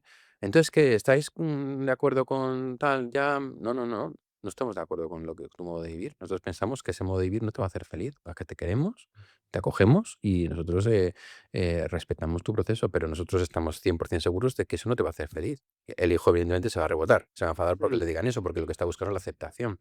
Entonces, Claro. ese es el punto, ¿no? Decir, no, pues, o sea, yo puedo quererte y decirte de vez en cuando, eso tú si me lo preguntas, lo que estás haciendo no está bien, Mm. ¿sabes? Luego hay mucha gente que, perdona, No, pero que ya lo sabe, o sea, por ejemplo, este chaval, un chaval que os digo que no es muy creyente y que, pues eso, que no vive una vida sexual como pide la iglesia y tal, eh, yo cuando quedo con él no se lo digo porque ya lo sabe. O sea, entonces, de vez en cuando le lanzo una bromita, porque nos llevamos muy bien, una pullita o no sé qué, pero él ya lo sabe, ¿no? Pero a lo mejor el primero tiene que hacer un camino muy largo de encontrarse con Dios, reconciliarse con Él, darse cuenta de tal, entender por qué no sé qué, entender por qué tal, aprender a renunciar. Entonces, no me voy a centrar en eso, voy a centrar en que se encuentre con Dios, ¿no? Totalmente. Y que cuando realmente esa necesidad de imponer tu verdad te lleva a romper con la relación o a pasar ciertos límites, al final a la otra persona le das un argumento en Mm, contra de la verdad que le propones. exacto. Justo. Dos últimas polémicas. La primera, ya que la habéis sacado, ¿los testigos de Jehová son una secta? Sí. ¿Por, por qué? Ahí, o sea, es muy difícil definir una secta, ¿no? Es muy difícil, es algo que es muy complicado. Aquí en España tenemos la Red Iberoamericana de Estudio de las Sectas, que es muy buena, muy recomendable, con Luis Santamaría, que es un poco el que está detrás, pero mucha gente muy buena que tiene sus cuentas en redes sociales, tiene sus libros, está muy bien, es muy recomendable, sobre todo para temas sectas, el referirse a ellos, ¿no? Y luego un libro muy importante que se llama El Diccionario de las Sectas, de Manuel Guerra, también como clave fundamental, ¿no? Entonces, para definir una secta es muy complicado, pero uno de los temas es el aislamiento, que te aísla de los demás, que te hace creer que eres como el grupo de los selectos, el grupo de los elegidos, el grupo de los únicos que se salvan, la idolatría del líder, la prohibición de toda disensión, prohibición de las amistades particulares, un montón de cosas, ¿no? Entonces, hay muchas realidades que tienen rasgos sectarios, ¿no? Incluso en la Iglesia Católica. Pero no hay que confundir eso con que son sectas, ¿vale? O sea, la secta tiene que reunir todas esas características, ¿no? Entonces, los Dios de Jehová lo son porque tienen todos los rasgos de una secta, ¿no? Es decir, esa cerrazón que decíamos, cero pensamiento crítico, no puedes disentir, una comunidad cerrada, una comunidad en la que no hay apertura, pues eso, ¿no? O sea, la idolatría, por supuesto, de los primeros que dicen ellos estudiantes sinceros de la Biblia, sí se dan como todas esas características, ¿no? Sectarias. Entonces se la considera secta, ¿no? Igual que a los mormones y tal, porque además tampoco conforman como una iglesia, ¿no? Sino que son... Entonces se la suele considerar secta. Pero es que la definición de secta es complicada, pero es verdad que hay como muchos, o sea, rasgos ahí que sí que están a tope, ¿sabes? Ujú. Para ir terminando, sacar una última polémica que creo que es fundamental, sobre todo también para formarnos nosotros, porque ha salido una carta del Papa León XIV hablando sobre la Virgen María. ¿Qué ha sucedido aquí un poco? Que nosotros veníamos ahí con la intriga de preguntarte también para... Ah, vale. Es una nota, no es del Papa, es del el Dicasterio para la Doctrina de la Fe. Ujú. Lo que pasa es que el Papa le da la aprobación, pero no, o sea, No lo ha escrito él. entiendo que se la habrá leído, no la ha escrito él, desde luego, ¿no? Entonces, tiene la autoridad del Dicasterio para la Doctrina de la Fe. Entonces, es una nota sobre la Virgen María, ¿no? O sea, Mater Populi Fidelis, que significa madre del pueblo fiel, y que quiere como enfatizar el papel de María con respecto a los cristianos, porque de María los dogmas que hay son, pues, María Virgen, María Madre de Dios, María Asunta al Cielo, María Inmaculada. Son dogmas que se refieren a ella. Pero no hay ningún dogma que hable de María con respecto a nosotros. Ujú. Y sin embargo es lo más importante, ¿no? Porque rezamos a María, pedimos su intercesión, pedimos que nos ayude, pedimos que tal. Entonces, ese documento como que pone el acento un poco en decir, María es la madre del pueblo fiel, es madre espiritual de los creyentes, la Virgen María intercede por los cristianos, y etcétera, ¿no? Y entonces, como que intenta poner a María en relación con nosotros, ¿no? Sin afirmar ningún nuevo dogma, porque tampoco puede hacerlo así, ¿no? Y luego hay dos términos que el documento matiza. Un término es corredentora, y otro término es mediadora de todas las gracias, ¿no? Mediadora de todas las gracias dice que es un término que desaconseja utilizar porque el único mediador es Cristo y porque María no media en todas las gracias, dice por ejemplo el documento, porque no medió, por ejemplo, en su propia Inmaculada Concepción, María no medió en esa gracia, ¿no? Claro. Es un argumento un poco patata, porque en verdad, es decir, María es mediadora de todas las gracias desde que sube al cielo, que las anteriores no, evidentemente, ¿no? Y corredentora igual porque dicen, no, que parece como que es quitarle mérito a Cristo y como ponerlo a la misma altura, ¿no? Entonces, ahí no prohíbe ninguno de los dos términos, es muy importante decirlo, porque hay mucha gente que a los que estamos un poco matizando teológicamente esta nota, no, si sois unos desobedientes porque no estáis diciendo lo que dice la Iglesia, no, o sea, desaconseja utilizar los términos, pero no lo prohíbe, precisamente por eso podemos discutir teológicamente sobre ello, ¿no? Y entonces un poco parece como que no se ha entendido muy bien en ese documento que cuando se dice que María es corredentora, no se está diciendo que esté a la misma altura del Redentor, ¿no? Y ahí ponemos un ejemplo, yo pongo un ejemplo muy sencillo. Está el piloto y el copiloto. Está el fundador y el cofundador, ¿no? Entonces, un piloto puede pilotar sin copiloto, pero el copiloto le ayuda, ¿no?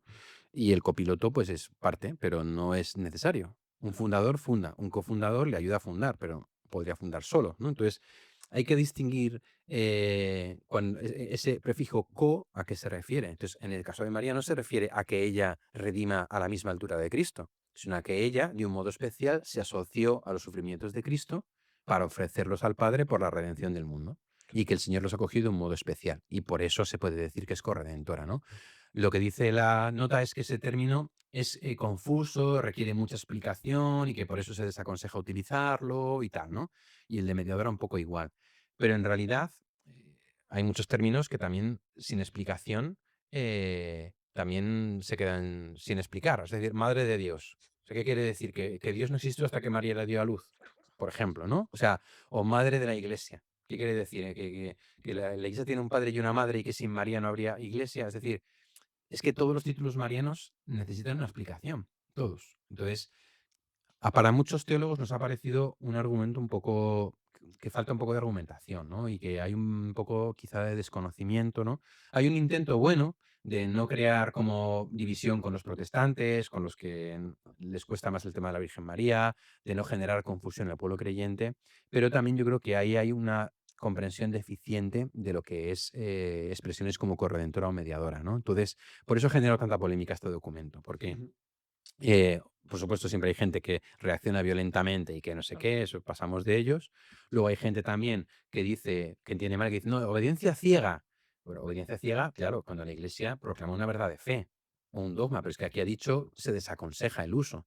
Entonces, precisamente porque ha dicho que se desaconseja, se puede debatir. Si hubiera dicho se prohíbe, nadie puede decir nada, pero ya está, se ha prohibido, punto, de la autoridad del Papa, ya está, se desaconseja. Vale, pues vamos a ver el documento por qué lo desaconseja. Y entonces vemos que los argumentos por los que lo desaconseja igual no tienen el peso teológico que deberían tener. Entonces se llama a una reconsideración. Por ejemplo, eso pasó con otro documento que se llama Fiducia Supplicans, un documento que era para bendecir a personas con atracción hacia el mismo sexo y que al principio expresaba bendecir parejas de personas del mismo sexo. Entonces, claro, genera mucha controversia entre muchos obispos, conferencias episcopales africanas, de decir, ¿cómo no se puede bendecir esto? Porque no son. Entonces, tuvo que salir el prefecto a explicarlo, el papa a explicarlo, no, lo que en realidad lo que queremos decir es que igual que tú, pues al final de misa bendices a todo el mundo, requirió un montón de explicaciones, ¿no?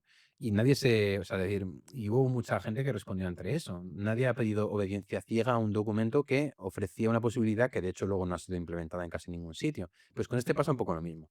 O sea, hace una serie de recomendaciones, desaconseja algunas cosas, pero por eso precisamente enciende el debate teológico. Entonces no hay que obedecerlo a pies juntillas como si fuese dogma de fe o verdad definitiva, ¿no?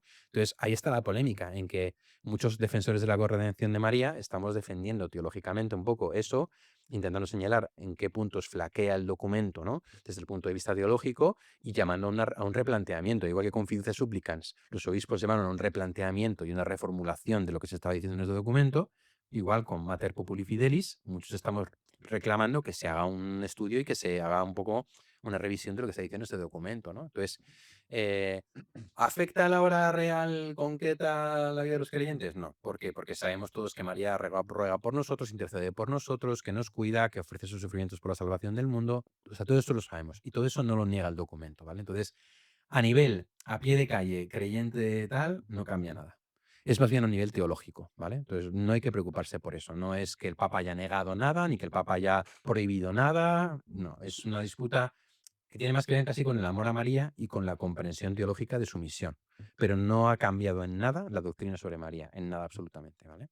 Total. Sí, es un documento que quizás da mucho revuelo, ¿no? Pero que realmente el cambio no es Es- un No, poco tan grande. es un documento desde mi perspectiva innecesario. No era necesario, porque no ha añadido nada y y ha provocado, pues, más bien como una cierta polémica un poco innecesaria. Pero bueno, eso es mi opinión, claro, lógicamente.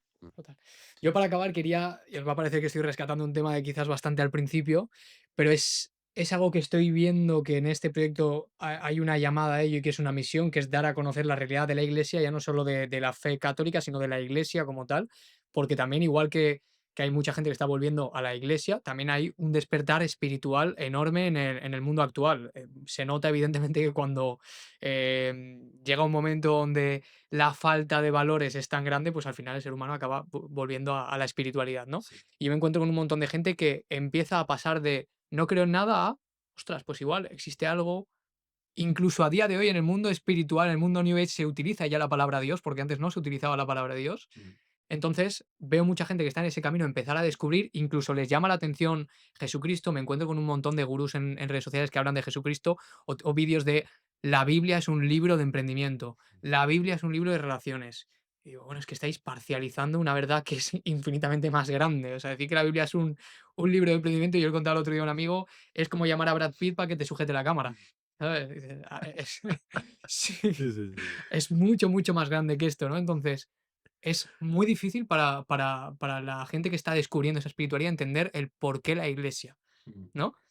Ya hablábamos con Munilla y justamente él nos estuvo hablando bastante del tema y dando su opinión, pero me gustaría también escuchar la tuya después, sobre todo, de todo lo que hemos hablado sobre complicaciones de vivir en iglesia, de quién fiarte, de quién no, cómo dicen la verdad de uno y otro, pues lo que hablamos ahora de esta carta sobre la Virgen. Después de hablar de tantas complicaciones, ¿por qué la iglesia? Mm. Primero, por el mandato de Jesús. Tú eres Pedro, y sobre esta piedra edificaré mi iglesia, y el poder del infierno no la derrotaré, no la derrotará. Te daré las llaves del reino de los cielos, ¿no? Luego cuando envía a los discípulos, id y haced discípulos de todos los pueblos, bautizándolos en el Padre, del Hijo y del Espíritu Santo, ¿no? Es decir, la iglesia es fundada por Cristo. No es una institución que luego los apóstoles o los sucesores se curran para crear. Es algo que está desde el principio, el grupo de los 12, ¿no? El grupo de los 12, el grupo que está en la última cena, el grupo que recibe el Espíritu Santo, Pedro en la cabeza. Entonces, la iglesia responde a un sueño de Jesús, a un proyecto de Jesús, ¿no?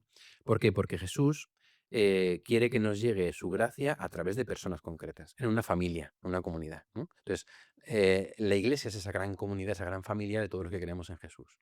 Por otra parte, el Señor sabía perfectamente que si Él se revelaba, luego podía llegar gente que cambiase su mensaje. Que eso dicho pasó pues con muchos herejes como los ebionitas, los gnósticos, los marcionitas, luego más adelante pues con Arrio, más adelante con Lutero y con otros herejes, ¿no?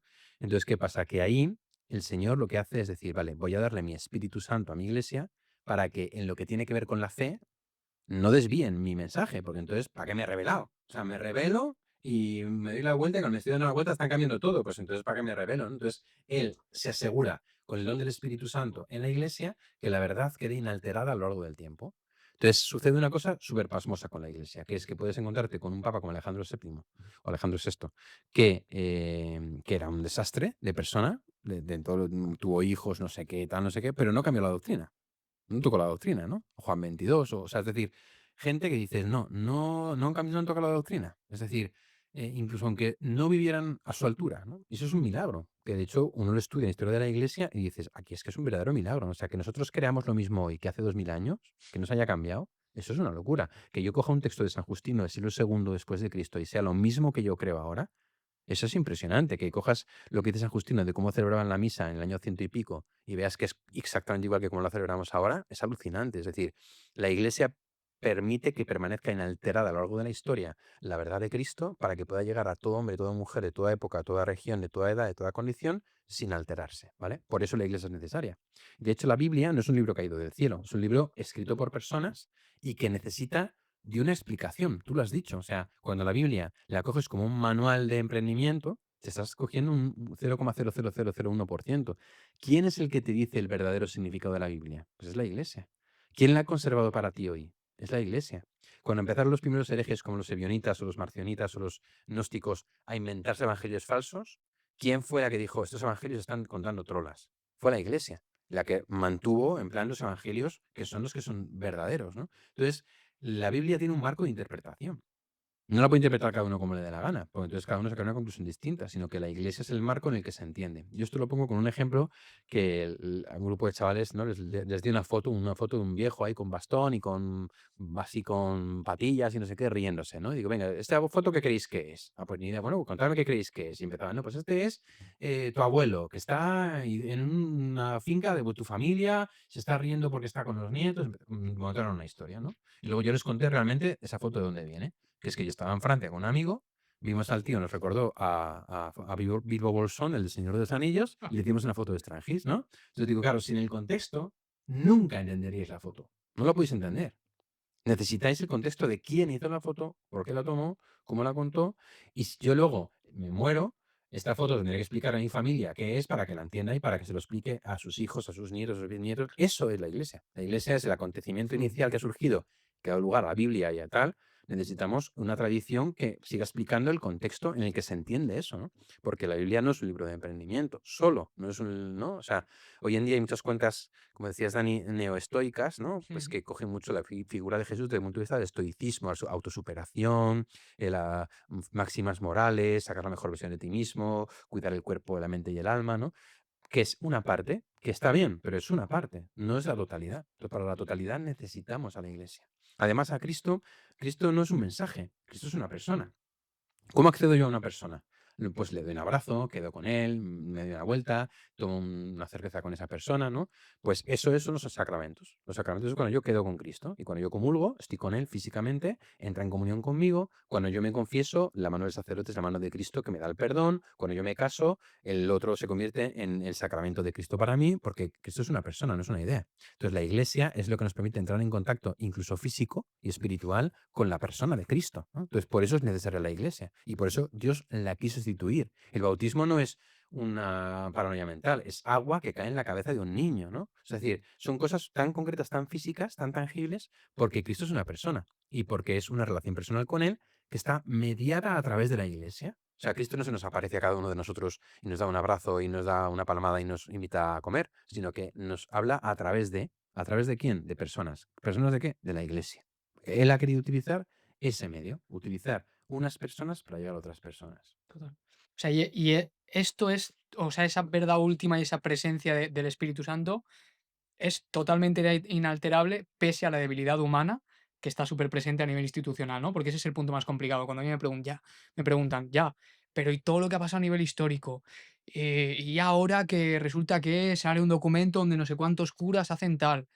Y a mí lo que me sale o lo que yo he aprendido es, bueno, pero mira, el milagro es poder decirte que la iglesia está por encima, o la verdad de la iglesia está por encima de la debilidad humana. Pero tal cual. De hecho, es lo que te digo. Tú estudias historia de la Iglesia y lo ves. Mm. Un montón de papas que han sido un desastre y que, sin embargo, no han tocado la doctrina.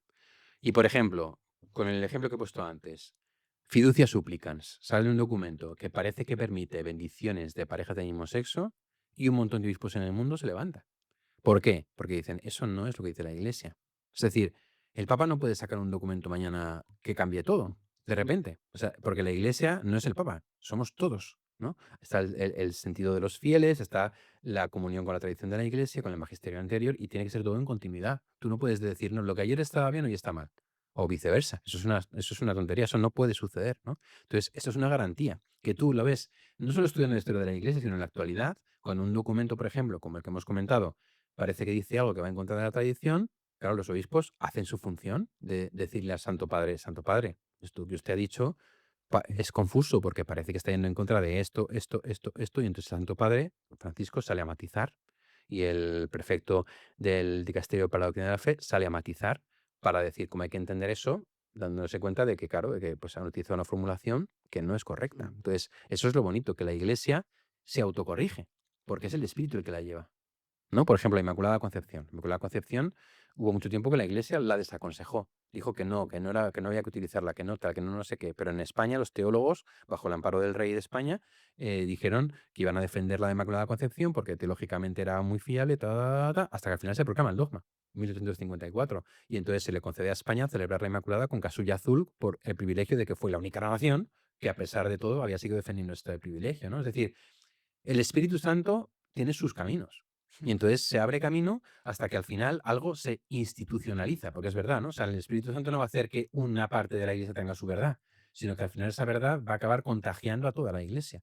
Y entonces de repente tú lees a San Ireneo de León del siglo II, por ejemplo, o San Efrén del siglo III, los lees y ves que ya hay en ellos la Inmaculada Concepción. No dicha así, Ya. no expresada con esa expresión, pero ya está en ellos. Y dices, claro, es que esta verdad que hemos definido en el siglo XIX no es nueva, estaba ya ahí, ¿no? Por ejemplo. Entonces, hay cosas que no se pueden cambiar, hay cosas que se pueden explicitar, no cambiar, ¿no? Total. Entonces, y eso es la iglesia en su conjunto, no el Papa. Es que es Y impresionante verlo así, perdona Pablo, mm, porque cambia radicalmente el punto de vista que se puede tener a veces desde fuera de la iglesia es una organización de hombres que se han inventado la verdad y que la transmiten al mundo a ver el milagro de que incluso la debilidad humana, incluso con la debilidad humana, el Espíritu Santo ha podido proteger la verdad. O sea, que cambia radicalmente el paradigma. pasas de verlo como un desastre a un milagro Radical. real. Sí, sí, sí, totalmente. ¿Qué ibas a Sí, decir? nada, luego teniendo en cuenta también que la iglesia somos todos, como hemos dicho antes. ¿Y cuánto poder tiene el Papa? Poder. O O sea, sea, ¿cuánto poder real tiene el Papa para cambiar algunas cosas? O sea, ¿cuál es el poder que tiene el Papa?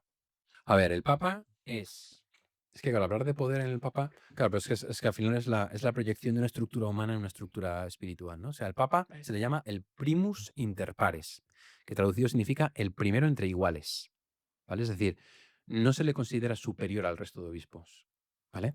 Es un principio de comunión, es el que está ahí para garantizar la comunión y la fe en la Iglesia. Entonces, ¿en qué se concreta eso? Por ejemplo, nombramiento de obispos. Cuando hay que nombrar obispos, al Papa se le presentan 3 nombres y entonces él hace su investigación y elige uno. Y entonces se ordena obispo a ese obispo porque el Papa da autorización, ¿no?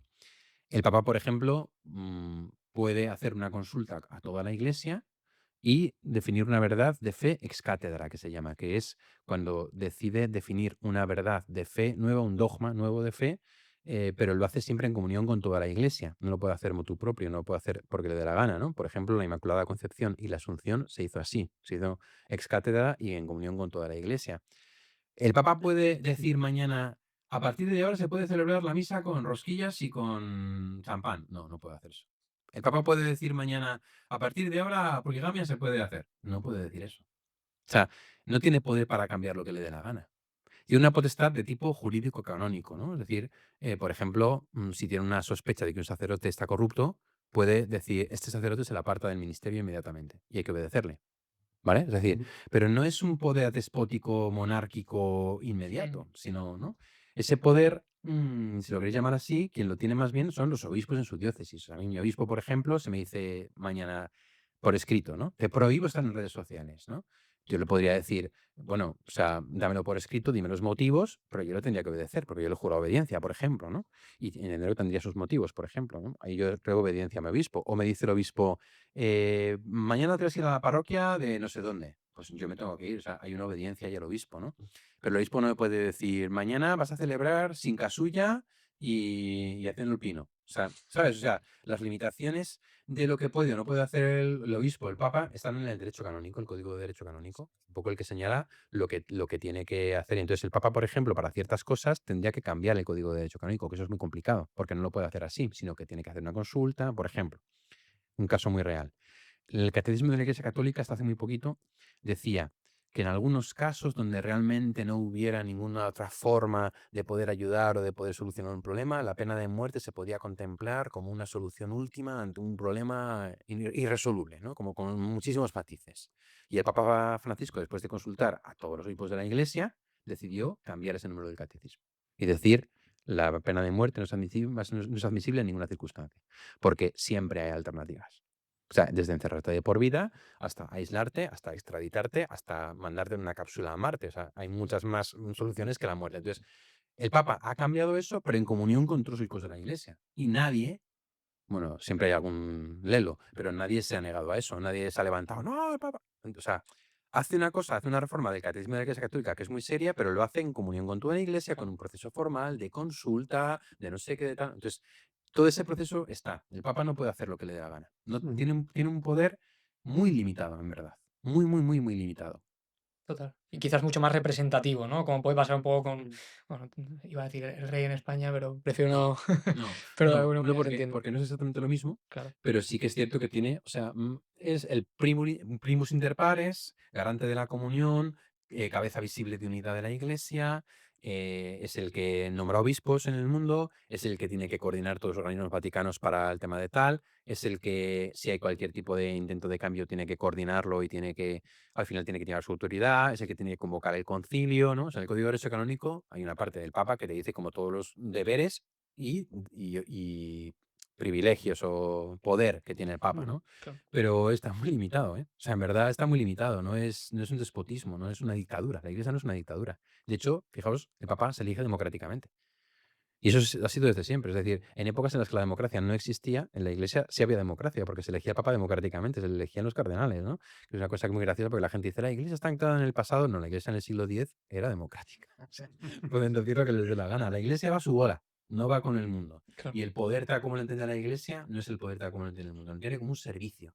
El poder del Papa es un servicio, ¿no? Y por eso los papas también firman como Servus Servorum Dei, que traducido significa siervo de los siervos de Dios. O sea, el poder del Papa es para servir, es un servicio a la comunión de la Iglesia y a la unidad de la Iglesia, ¿no? Desde ahí se entiende.